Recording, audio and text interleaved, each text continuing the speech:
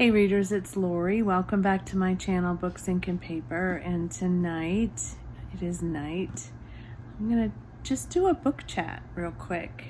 Well, maybe not real quick. I have a lot on my mind these days. I've been thinking about the connection to reading in my childhood, and how that time was sort of affirmed or rewarded for me. I've been thinking about the books that my parents read, my sisters read, and how they read to me or with me, or my cousins too, and kind of what we all shared in our reading experiences. So I've been thinking about that. I've also been thinking about what I want to read next month, which is a bit of a dilemma. Now, it's May 16th when I'm filming this, so I have lots of time, but I'm really just kind of thinking about it's summer, and what are the summer reads, and kind of what's going on. But anyway, for right now, I think we'll just do a little bit of a, like, where I am in my quarantine-a-thon and in my reading this month. So tonight I'm reading The Last Train to London, Meg Waite Clayton. Well, no, I'm not quite halfway through. 202 of like 465. It was a little slow of a start to me, and I had a little trouble keeping everybody straight, and it took me a bit to get invested in the characters, but now that I'm loving it. I'm really enjoying it. It's historical fiction. It's all about the takeover of Austria by the Nazis, which is, of course, really intense. So there's that, but I really do love it, and I hope I can finish it by the end of the month. I've got it marked off, and I have finished 2 of my markers, so yeah. I did, though. So this was supposed to be my first week prompt for Quarantine-a-thon, so I was supposed to read this in a week, but that didn't happen, and I kind of got off track. So Quarantine-a-thon is sponsored by, or created by, April at Getting Hygge with It, and she had 4 prompts for you to read 1 book a week for the 4 weeks of May. So the first week was read a book about hard times. The Nazi occupation of Austria definitely fits that prompt. The second week was read a book about people on the front lines.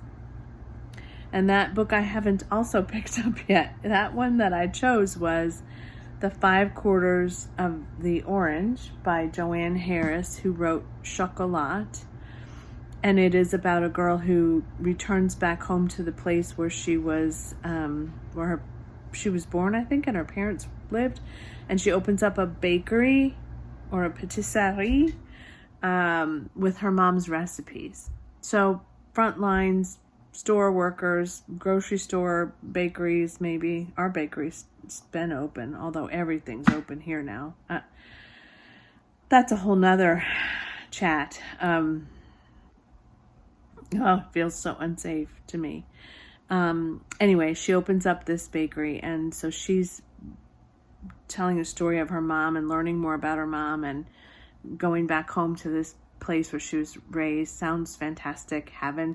I think I read like 15 pages so far. That's not a lot, but so maybe I'm mixing up weeks 2 and 3. I'm not sure, but week 3 for me, I guess, was Every Heart a Doorway by Seanan McGuire, and that prompt was to read a book about somebody who's at risk, and that book is a fantasy about children who have stepped through a doorway into another world or land and experience, and they've been wrenched back for whatever reason, and the book is about them being sent to a boarding school because their parents can't handle them. And the boarding school headmistress totally understands what happened to them because it happened to her. So I would say those were kids that were at risk because their parents weren't ready and able to care for them. And then the last prompt is read a book about something you really miss. And I finished the bookstore on the corner. I can't think of the name of it. Anyway, I'll fill you in at the end of the month when I do my wrap up. But I did read 2 out of the 4 books for Quarantine-a-thon. And then I read ebook. Was a surprise. My library, I can recommend books to my library every now and again. I can only recommend so many, and then they cut me off, and then I can do it again. So I recommended Undercover Bromance by Lyssa Kay Adams. I have really liked this series. This is book 2 in the Bromance series, and they're so funny and hilarious. Stop. So funny and hilarious and weird. And I mean, weird for me because it's not a genre I read. Total romance. Total romance. Little, like, I wouldn't say totally smutty romance, but definitely descriptive relationship stuff. They're just so much fun, I can't stop. So I recommended that. So then I got first crack at it. So I did finish that real quick. So I read 3 books so far. Then I tried listening to the other people because I didn't have anything else to listen to.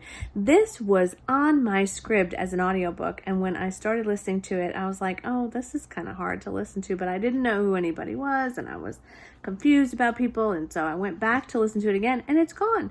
Scribd says it's not available now till the 26th of May. That's way too late for me to wait. So I'm just going to read it. But Scribd does that sometimes. They take things away after you've taken them out, which isn't fair, but it is what it is. So Scribd doesn't have this on audio, and they don't have the 5/4 of the orange on audio either, but they do have that on ebook in Hoopla. So I did download that on ebook, but I listened to the other people by CJ Tudor for a little bit because not quite getting into it yet.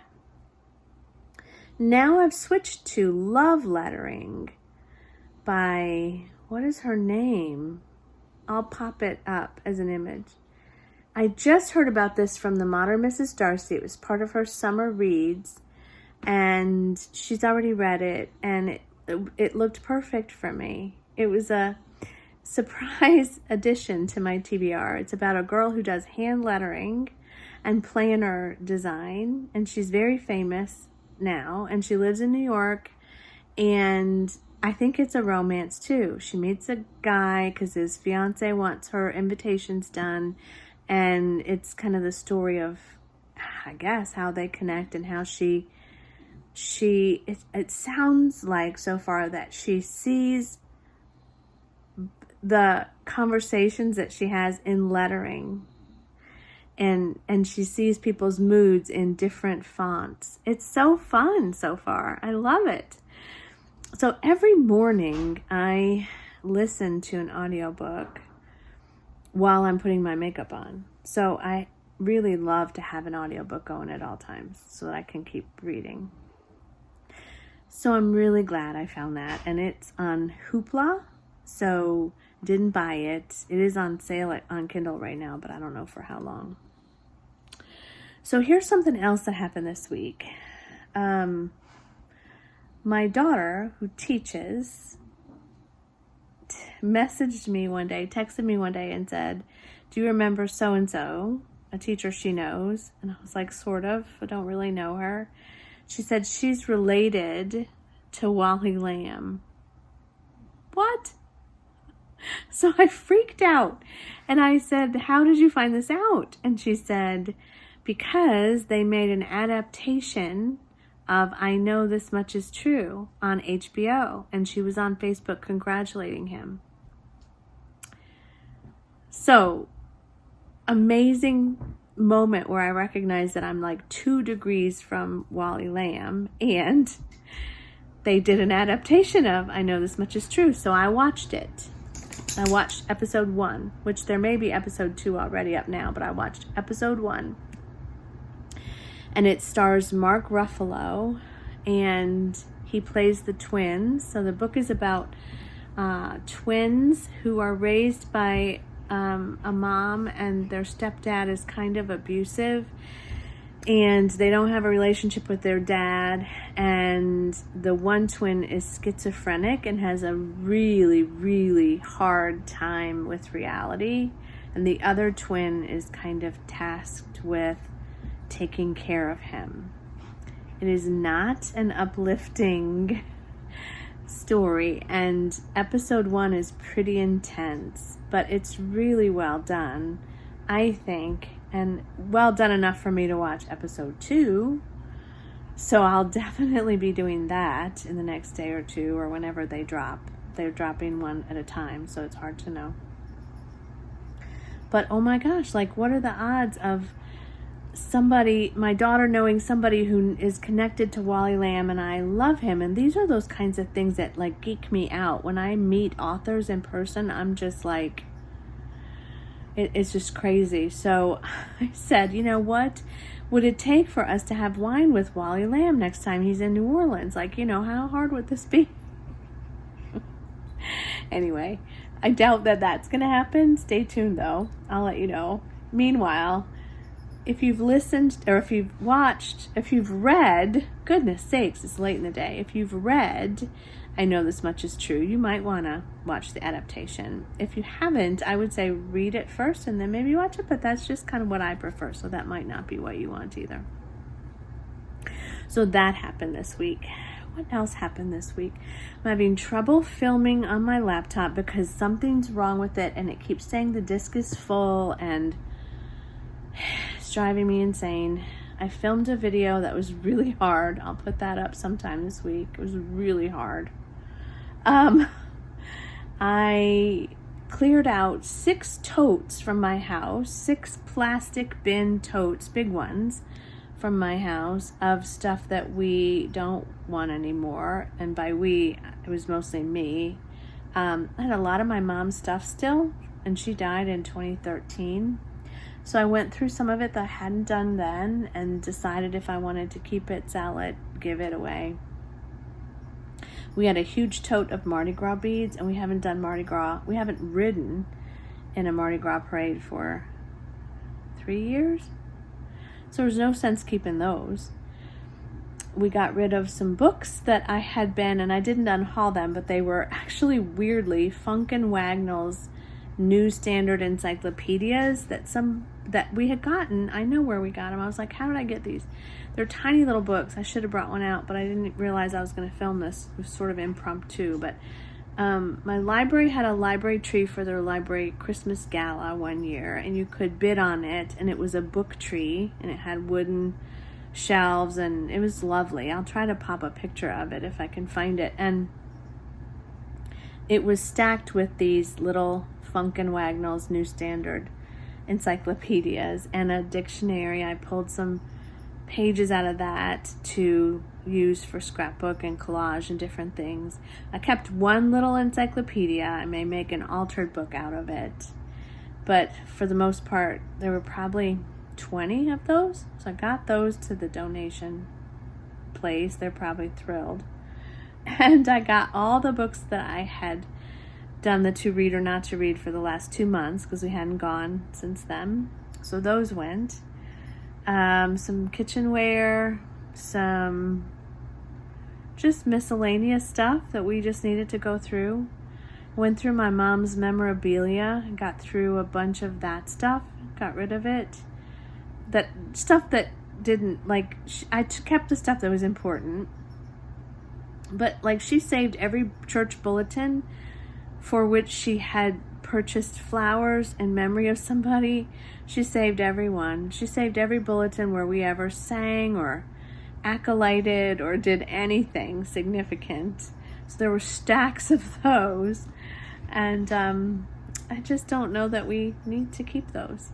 but I kept the stuff that was important enough to scrapbook or to save for genealogy purposes. I kept her high school reunion stuff, and I kept her home church directory, or it wasn't even a directory, it was like a history book of like for their centennial or by, I don't know, some kind of celebration. I kept all that.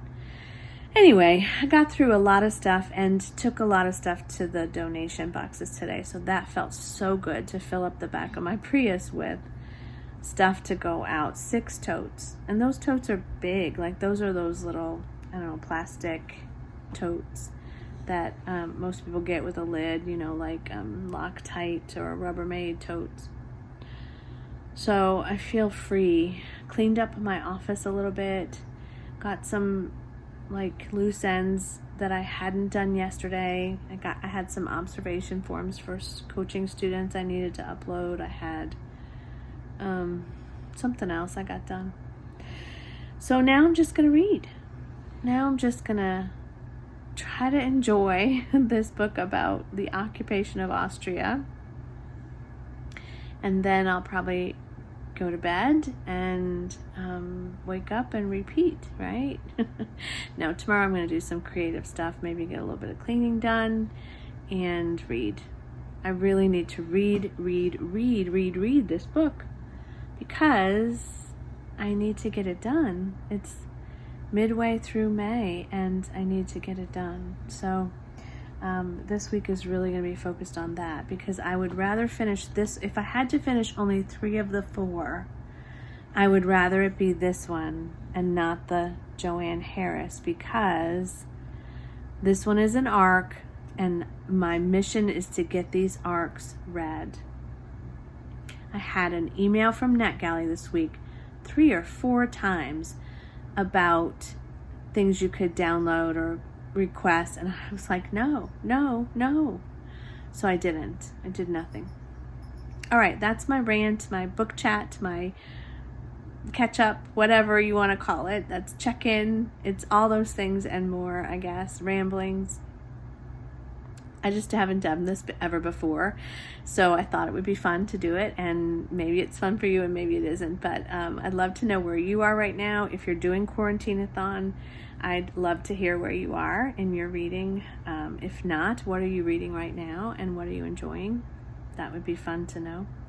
So let me know in the comments below, and I'll post another video very, very soon. If you like this, let me know and I'll do another one soon. Okay guys, as always, happy reading. Bye.